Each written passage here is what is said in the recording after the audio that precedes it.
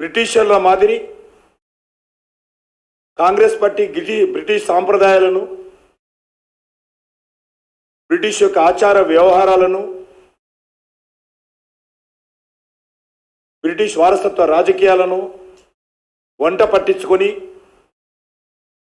స్వాతంత్రం వచ్చిన తర్వాత కూడా సర్దార్ వల్లభాయ్ పటేల్ను పక్కన పెట్టి కుర్చీలో కూర్చున్నటువంటి నెహ్రూ కుటుంబము దేశాన్ని విభజించు పాలించు నీతిని ప్రదర్శిస్తున్నది ఇటలీ కాంగ్రెస్. పక్కా సెట్ అవుతుంది ఇటలీ కాంగ్రెస్ పార్టీకి. మా పార్టీకి ఏ భాష సెట్ కాదు, మాకు భారతదేశమే సెట్ అవుతుంది. మేము భారతదేశం కోసం పుట్టాము, భారతదేశం కోసం చస్తాము. మీరు ఇటలీ కోసం పుట్టారు, ఇటలీ కోసం చస్తున్నారు. ఇప్పుడు మీరు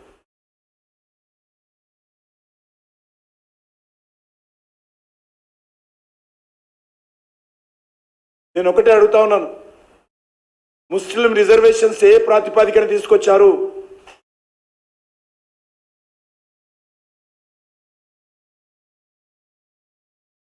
మీరు గతంలో ముస్లిం రిజర్వేషన్ పెంచాలనుకున్న విషయం వాస్తవం కాదా?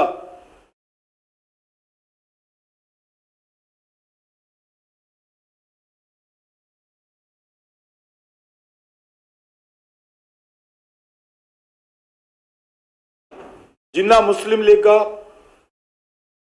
ప్రస్తుతం కాంగ్రెస్ పార్టీ రూపాంతరం చెందిందనడానికి ఏమాత్రం సందేహం లేదు. కాంగ్రెస్ పుణ్యమాని జమ్మూ కాశ్మీర్లో గత 73 సంవత్సరాలుగా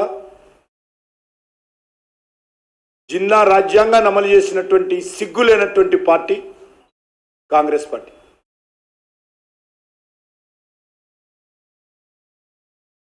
ఒక జమ్మూ కాశ్మీర్లోనే 42,000 మందిని పొట్టన పెట్టుకున్నది జిన్నా రాజ్యాంగం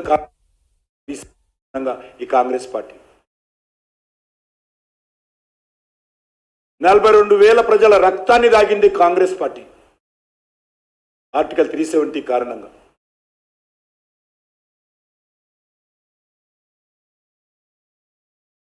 అటువంటి కాంగ్రెస్ పార్టీ మేము జిన్నా రాజ్యాంగాన్ని తొలగించి డాక్టర్ బాబాసాహెబ్ అంబేద్కర్ ఏ రాజ్యాంగం గురించి అయితే మాట్లాడుతున్నారో ఆ రాజ్యాంగాన్ని అవహేళన చేశారు జమ్మూ కాశ్మీర్లో 73 సంవత్సరాల పాటు. డాక్టర్ బాబాసాహెబ్ అంబేద్కర్ రాజ్యాంగాన్ని అవమానం చేసింది కాంగ్రెస్ పార్టీ జమ్మూ కాశ్మీర్లో 73 సంవత్సరాల పాటు.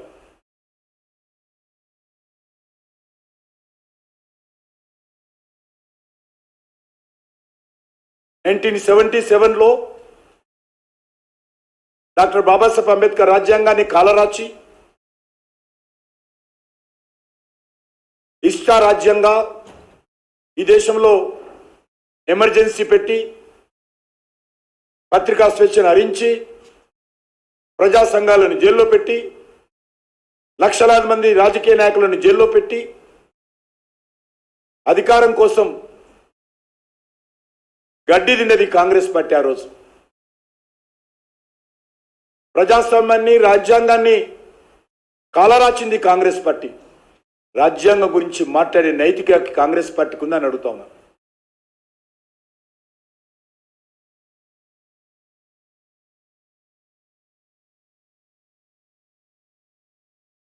బీజేపీ రిజర్వేషన్ తొలగిస్తుందని చెబితే నమ్మే వాళ్ళు దేశంలో ఎవరు లేరు.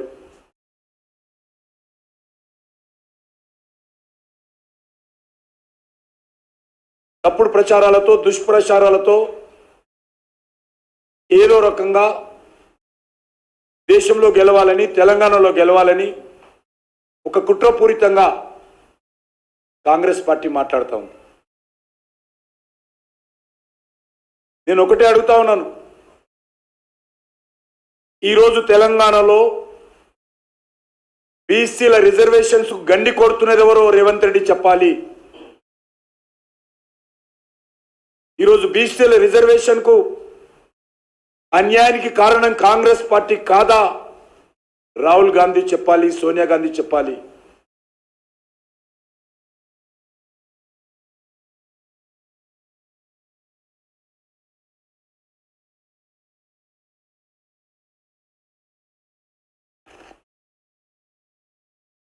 బీసీ రిజర్వేషన్స్ పూర్తి స్థాయిలో బీసీలకు అన్యాయం జరుగుతా ఉంది. మీరు ముస్లింలు తెచ్చి